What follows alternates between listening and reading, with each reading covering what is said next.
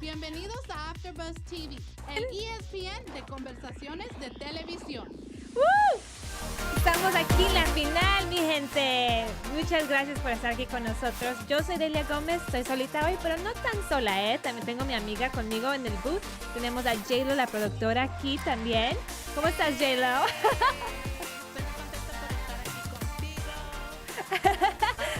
Si apagamos la música, tal vez te oiga. I know, right? Yeah, it's a long intro. It is a long intro.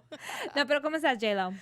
Estoy muy bien. ¿Cómo estás tú? Bien, bien, bien. Estoy triste que acaba de acabar. I Party know. of I know. It's a Five. good show. It's a good It show. was a really good Right? show.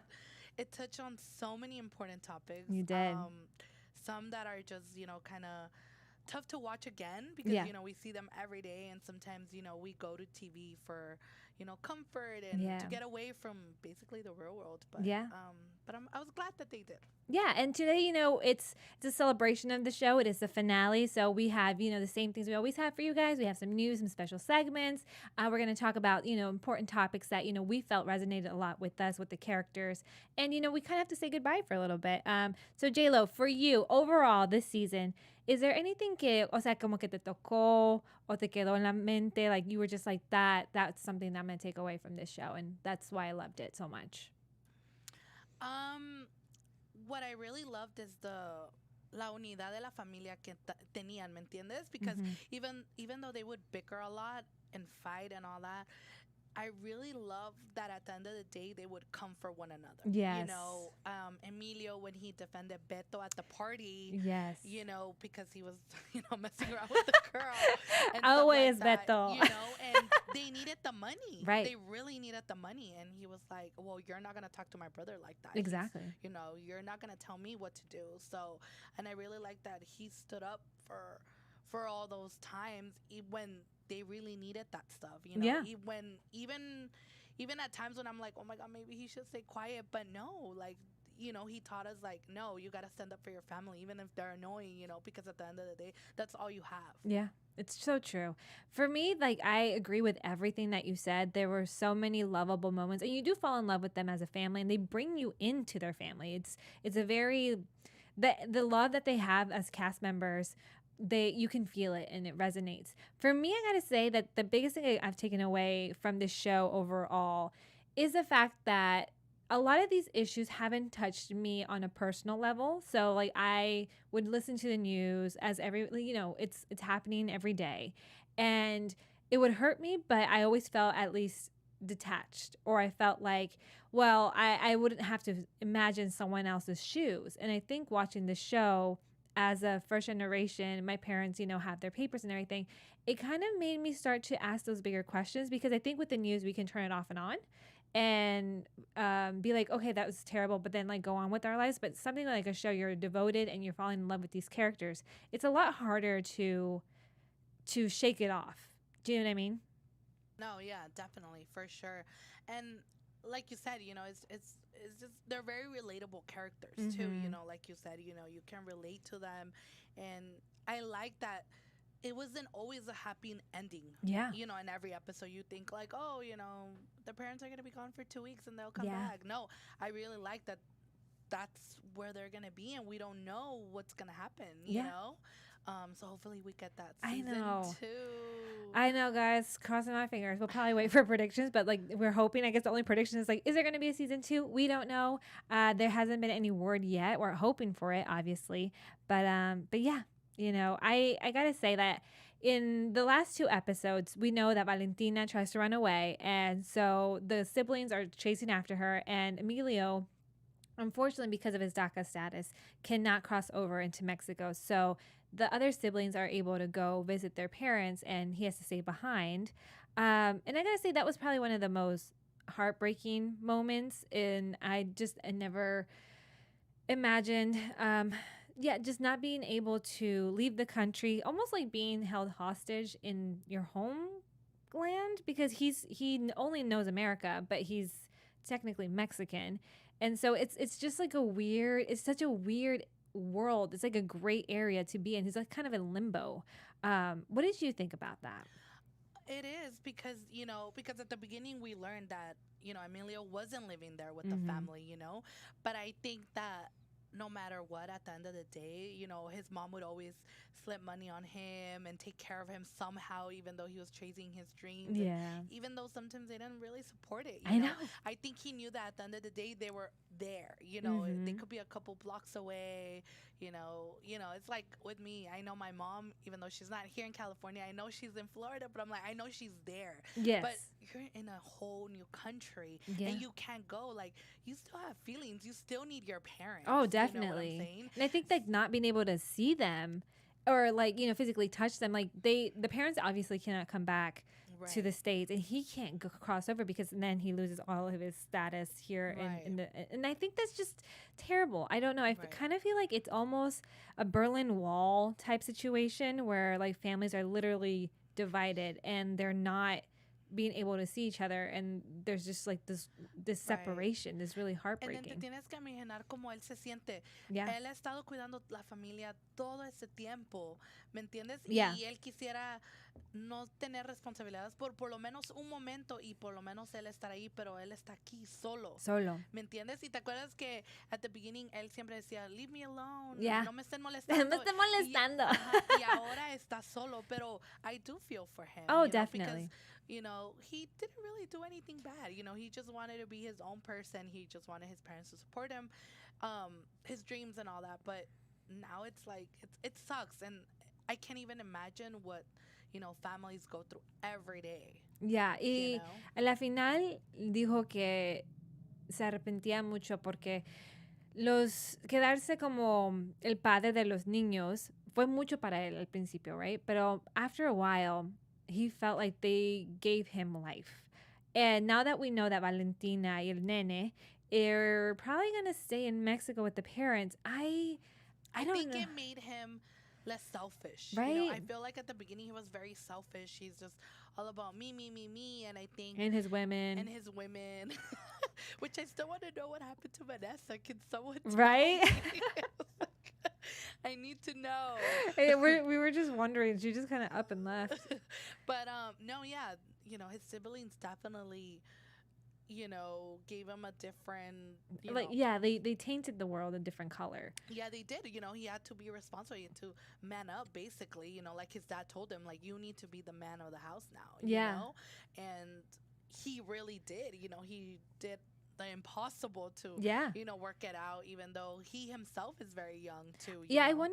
I wonder if he feels like he failed because Valentina obviously still needs her mother, and the baby obviously needs both parents. He's so young. I think that the thing is that, for so many years, the parents had always been there. And all of a sudden, this random day, they tell you, you know what, your parents are going to take care of you, your brother is.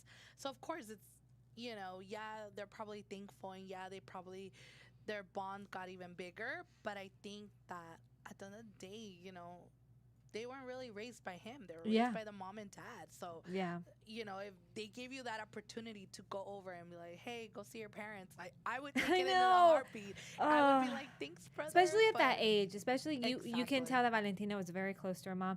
For me, I gotta say that como la final, when Valentina's starting to say goodbye to everybody, when she said goodbye to Lucia, she kind of tells Lucia, like, you weren't the sister that I needed, and like Beto was the sibling that I needed, because he's the one that's Right. gonna go buy her the bra and teach her how to be a Right. girl. Like she's very feminine and likes to cook, and she had the tightest bond with Beto. I really did love that bond. But I think that Beto, too, was very sensitive, just like her. Yeah. So I think And in Val- esa kind of level, yeah. they were able to connect. Yeah, and you know? Valentina told them, like, I want you, forget her exact words, so if you guys know it, she said, I want you to be a dad when it's your time to be a dad and not before. And I love that about Valentina. She's Right? so smart. Because she knows that he's going to be an amazing father.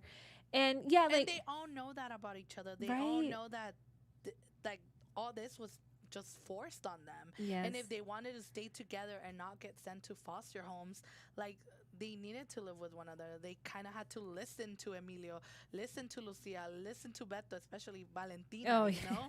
Because the baby doesn't understand, but Valentina does. And Yeah. she was so, smart. I feel like she was the smartest from She's all so of them. cute. She is, and I mean, we had her here in studio. She's and, adorable. you know, she's amazing, and she even knew, like, you know, I had to grow up, like, Yeah. you know, and she was already grown. She was so like you guys. This young actress has got a huge career ahead of her. Her personality and sense of self is like I was not that at her age. Me neither. I was a lot. I don't know where I was. Yo ni sabía leer todavía, yo pienso, y ella aquí. Ella aquí toda educadita. No, it was amazing. My mom would having be her. like pointing at her. Is así se portan las niñas, eh? And I'd be like, ay, bueno, okay. Yeah, no, it was amazing to have her in the studio. I hope she comes back soon. Yes, you guys, Yeah. we love bringing you guys guests, and honestly, having a Latino channel aquí at AfterBuzz TV nos da mucho orgullo, la verdad, poder hacer programas. If you guys are liking these shows, make sure you like and subscribe on our YouTube channel, on our podcast. Make sure you guys let us know what you're thinking, porque la verdad, poder escuchar lo que ustedes están pensando, lo que están mirando, nos ayuda a nosotros a crear como un canal para ustedes, lo que necesiten. And, you know, we really appreciate the support. With your support is how we grow and how we can continue to make these shows for you guys, but en español, inglés. So, yeah, we really appreciate you guys and love you guys from the bottom of my heart. So, just know that. Just know. So, I want to talk a little bit about this show talks a lot about different issues.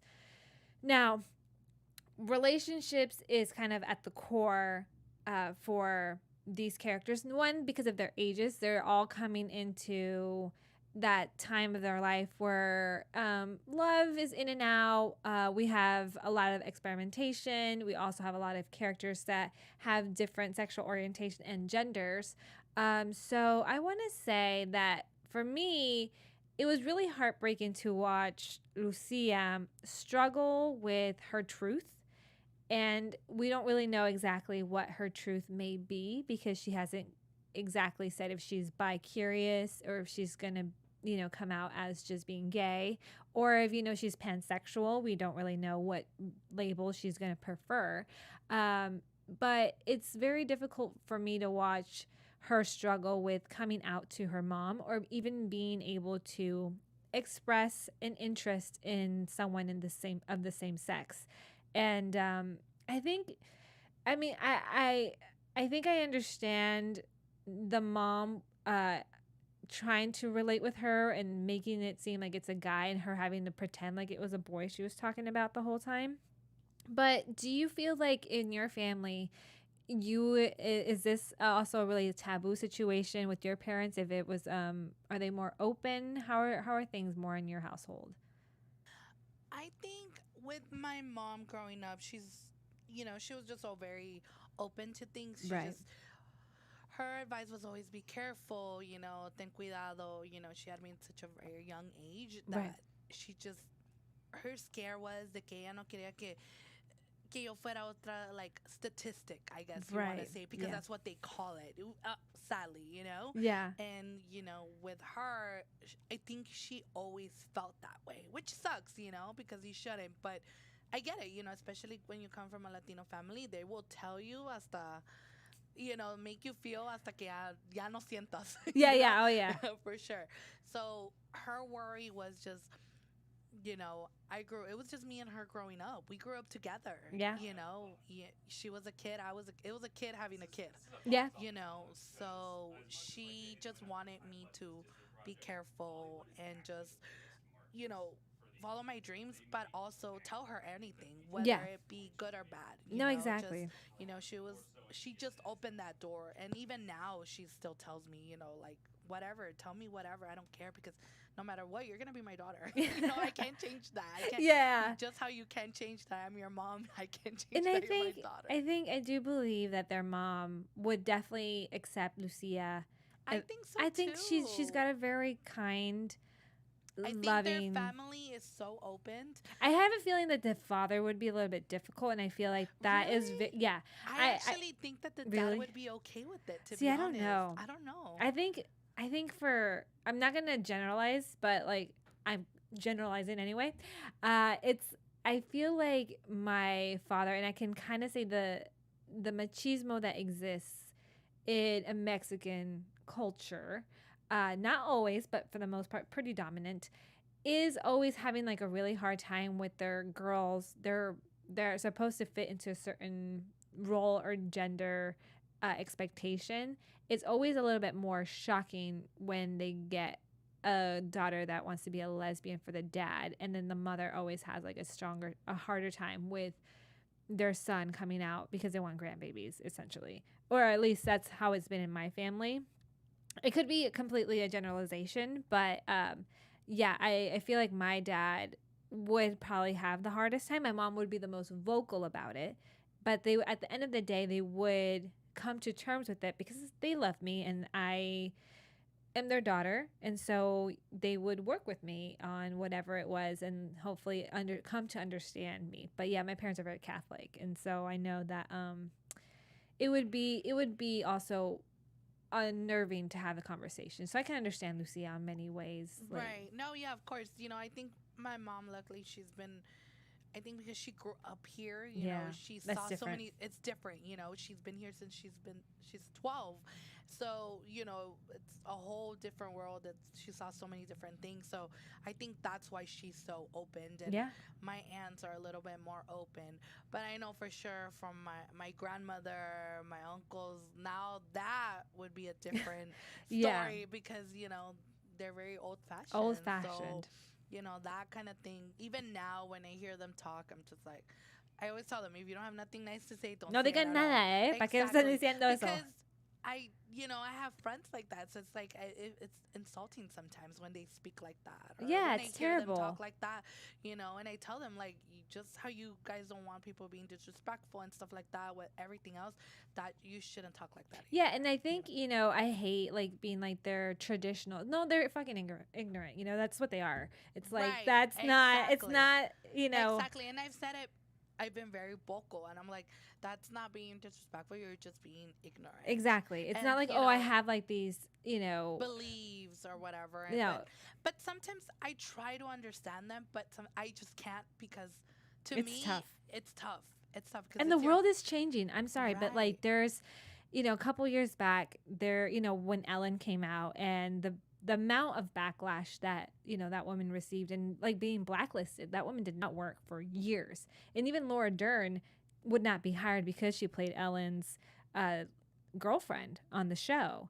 So we've gone from that moment of like being blacklisted and no one ever wanted to touch any other gay characters to the like more Will and Grace. And nowadays it's becoming more like, especially with these young teen shows, there's always going to be at least a same-sex storyline. And for that, I am very grateful. For that, I am super happy about the trajectory that this media is moving in and saying like we are now going to do our best to bring out all the representation that we can and have everyone see themselves on screen, which to me is a huge step forward. For sure.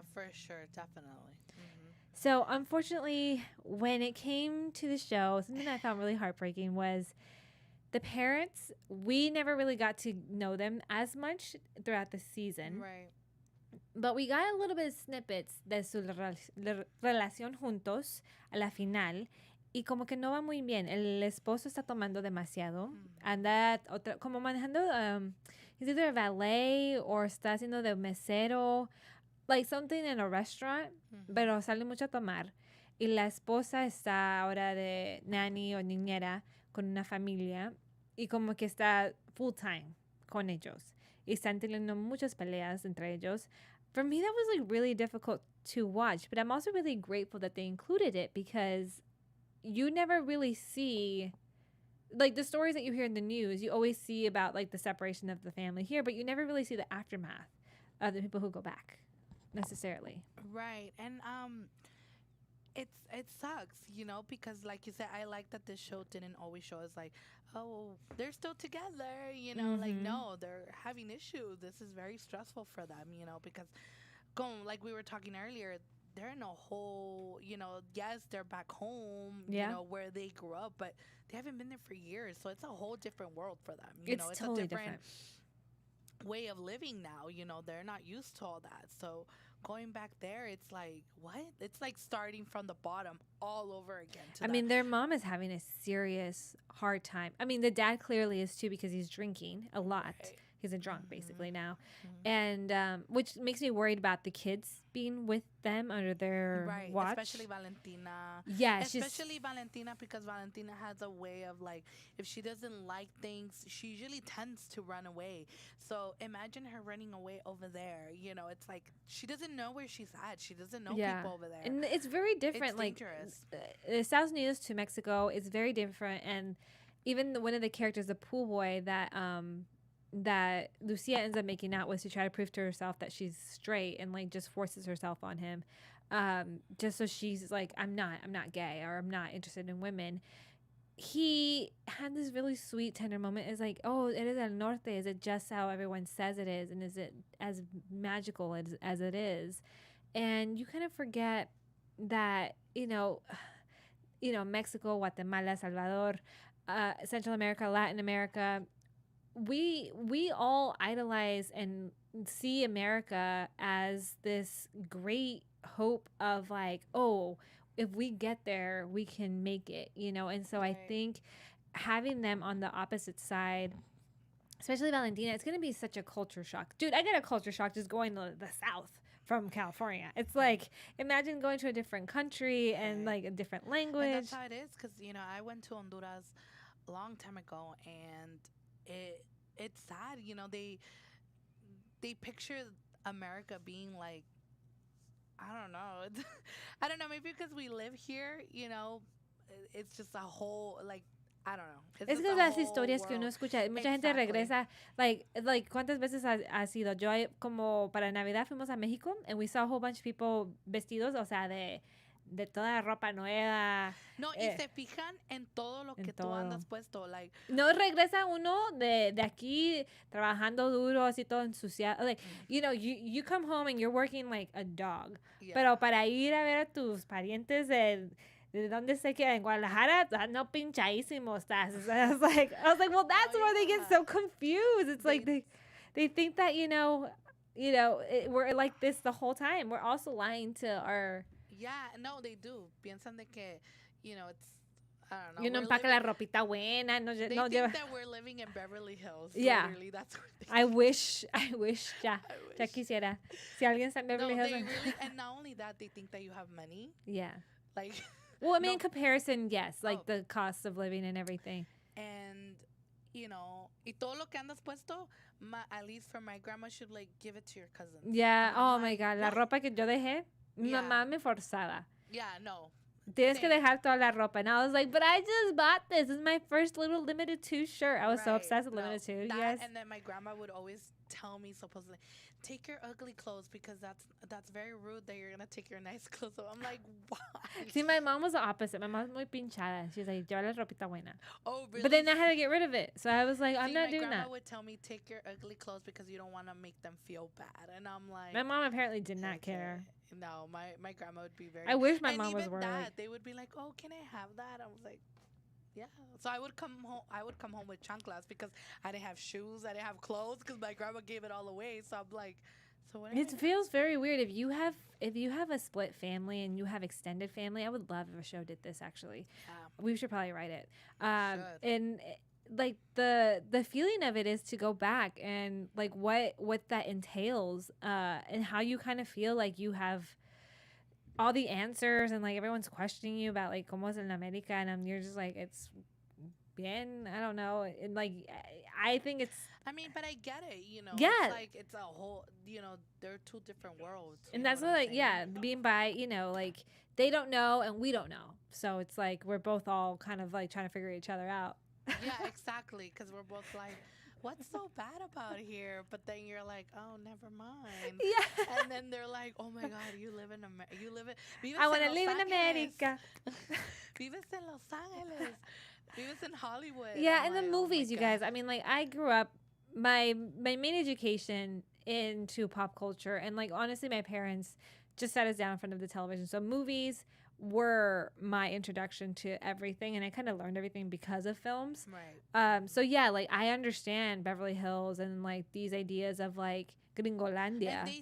And they see those films over Oh, there yeah. too. They they're like, oh, do you know so and so, and Which is why I whatever. think these shows are so important. Which Right. which is why I think like showing the different perspectives, showing up, being Asian American, being Mexican American, being African American, in what the tone of America really is really important. It's not doing as well overseas, surprisingly, because like they like what they've been used to, but still, I do think that it's showing the true light of what it's like. And I think now with the president and the kind of administration, political climate that we're in, it's really hard to ignore those things as well. It is hard, and at the beginning I was kind of skeptical about the show. I'm not gonna lie. Yeah. Porque hemos visto tantos shows de que hablan de Latinos, and sometimes I wasn't able to relate to them. I was Yeah. like, That's not like what me. it is Yeah. at all. You're like, That's- no decimos What? orale every 5 seconds. yeah, I do not say orale at all. I was like, First I've of never all. said orale, You besides right now. Exactly. You guys can but- quote me on that. But I like the topics they brought up. I Mhm. like that, It's very topical. yes, very, very. And I like it that it's in your face. And I love that Freeform is doing that, to It be is. honest. I'm very like, oh, wow, Yeah. But I like it because, now la gente puede ver que en verdad está pasando y de que no solamente, oh, they're gone for 2 weeks y después regresan and they're all a good family again. No, Exactly. they're suffering. And They the are. kids are suffering. And now the parents are suffering. The dad's an alcoholic. Mhm. The mom, they can't stand each other anymore because No. of all the stress. They They're can't. thinking about, they have 5 kids.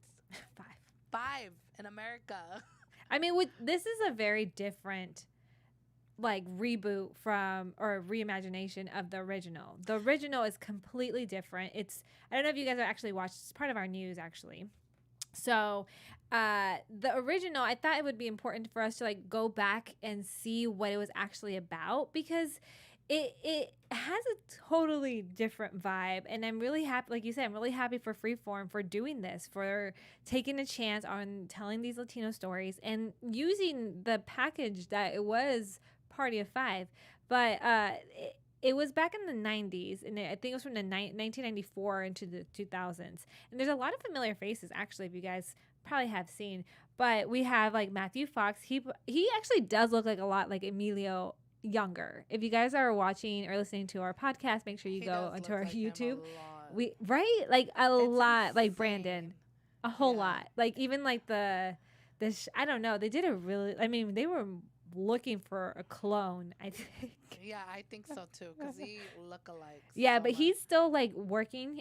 He's been in World War Z, Alex Cross, The Emperor. Right now, he's got films like Bone, Tomahawk, and Extinction. So we also have Scott Wolf. He plays a second-born sibling, and this one was more the rebellious teen. So I assume this is like Lucia's character. Probably like Lucia's. Yeah, because Beto isn't necessarily like rebellious. No, he's not. But he's also a teen that turned responsible caretaker who battled alcoholism in season 3. He also was in Everwood, and you can see a lot. I mean, these kids have all had like amazing careers. So Neve Campbell, she was the middle sibling, and she became a household name thanks to starring in The Craft. Oh yeah, Wild Things and Scream franchise. So I was like, oh, that's where she's from. But yeah, she's like in everything now these days. House of Cards. Mad Men, The Medium. She plays opposite The Rock. We have Lacey Chabert. And we know her more, like, at least I do. Y'all probably do, as Gretchen Wieners. Come on. Love her. Love her, right? But yeah, she played the 12-year-old. So she was Valentina, actually, on the show. Oh, wow. Like, she was a little one. So Okay. she was, like, the gifted violinist Claudia on Party of 5. That's interesting. Her name is Claudia. That is very interesting. Right? Valentina, Claudia. Yeah. That's crazy. And that was the bebe. So we have Jacob Smith. He was the youngest, and he played Owen. So he was an infant when the show began, and began so cute. being played by several actors over the course of the show. And then I think he was a child star, so that he became when he was able to talk, have lines, I assume, is who they looked for. And obviously, they had I think it was a girlfriend of the oldest brother who was like in and out. So they had a whole bunch of like chicas coming in. Okay, I was wondering. I was like, what did Jennifer for Yeah, they had, so they go through this articles because of it's on E! News. You guys want to check it out. It's a great little article. But it's just fun to see like who were playing these characters beforehand, and you can kind of understand like the vibe that there was like very 90s. She's the one that plays the nanny and ends up having the romantic interest with Emilio's character, or actually this one's going to be like an older nanny here. Yeah, but they actually end up getting married in the series. Oh wow! Right? She gets married with Matthew Fox. Which so plays Charlie's like Emilio's character. Yeah. Oh wow. Yeah, I know. Well, and I also kind of wanted to make sure that I highlighted a lot of on this show in particular, we wanted to highlight a lot of Latino shows or Latino characters that have come to the forefront. All of these that we've kind of talked about, for the most part, have been reboots of, Party of Five is a reboot from this 90s show. We have a lot of shows that are just being remakes in the way of using the Latino voices. However, today we have Ugly Betty. And the reason why I chose Ugly Betty in particular is because I kind of want to leave you guys with a little message. Ugly Betty was adapted from Betty La Fea, which was a very popular Colombian telenovela. And the reason why I brought it up is because it was a reboot. It was an adaptation. And it was brought to American audiences. And the reason why I chose it is because it would not have been made if it wasn't for Salma Hayek and a lot of Latino advocates behind the scenes pushing for this show. Mind you that, it did launch, America Ferrera's career as, a lead in a, main cable television show. And it took a long time for, from Ugly Betty to Superstar, I want to say at least 10 years for them to have another lead on, of a Latino character carrying a show. And if you guys are watching this and feel like you don't have, the support, just know that you guys can write and direct and produce, like get in it. And we want to hear your stories, because having, the most amount of variety behind the diversity, we need the voices, we need to be pushed. Like, I admire everyone who wants to be in front of the camera, but if you can learn how to write and produce your own stuff and push for it and push for that motion to keep having these stories being told, you guys, we really need it. Like, I do not think we would have shows like Party of Five if it wasn't for the success of shows like Ugly Betty and Jane the Virgin and all of these shows that have come before that we've also mentioned before in the previous after shows here. The biggest correlation that you can see from the George Lopez show to Vida, and I believe she's doing Brujas, to just a number of amazing talent that's coming to the forefront, is because that they are pushing behind the scenes and writing and producing and doing it all themselves. Gentified. Like, we really do need more people, more Latinos, more people of color behind the scenes. And I just want to leave you guys with that statement, because for me, that's the biggest thing I've taken away from being on this panel, being here on AfterBuzz Latino. So please, guys, come on. Let's keep doing it. Keep chugging along. And si se puede. I know you guys can. And we're always going to be here. Yes. Para cubrir todos estos shows que ustedes hagan. Nosotros vamos a estar aquí. Siempre, siempre, siempre, siempre. Apoyándolas. Y si ustedes quieren venir a hablar con nosotros, por favor, vengan, díganos sus comentarios, mándenos mensajes en AfterBuzz TV Latino Instagram. Yes. Ahí me van a ver. Yes. Sí, lo que ustedes quieran ver, por favor, díganos, porque nosotros queremos hacer mucho contento aquí. Sí. Y solo estamos esperando más cosas que hacer, ¿me sí. entiendes? Porque latinos están taking over. Ya, y sigan con esos sueños, porque mira, la industria está llena de ideas y quieren sus voces. Sus voces. Así que sigan escribiendo, sigan echándole para adelante. Hagan, I want more female producers, directors. I want more Latinos, African Americans, Asian Americans. I want all y'all stories. Trust me, this is America. This is who we are. And, we need more of that. Yes, we do. Just want to thank you guys so much. J-Lo, thank you so much for being with me and not leaving me on my own. I appreciate you, girl. Thank you for doing this, and thank you everyone for listening. Todos los que nos quieran escuchar. Ajá. Muchas gracias, Los amo. Ya saben dónde estamos, aquí en AfterBuzz Latino. Nos vemos. Nuestros Chao. fundadores Keven Undergaro y Maria Menounos quieren agradecerles por estar aquí en AfterBuzz TV. Recuerden que no solo somos los primeros en ser los más grandes del mundo y el único destino para todos sus programas de televisión favoritos. Así, vayan a AfterBuzzTV.com para ver nuestra lista de shows. ¡Hasta luego!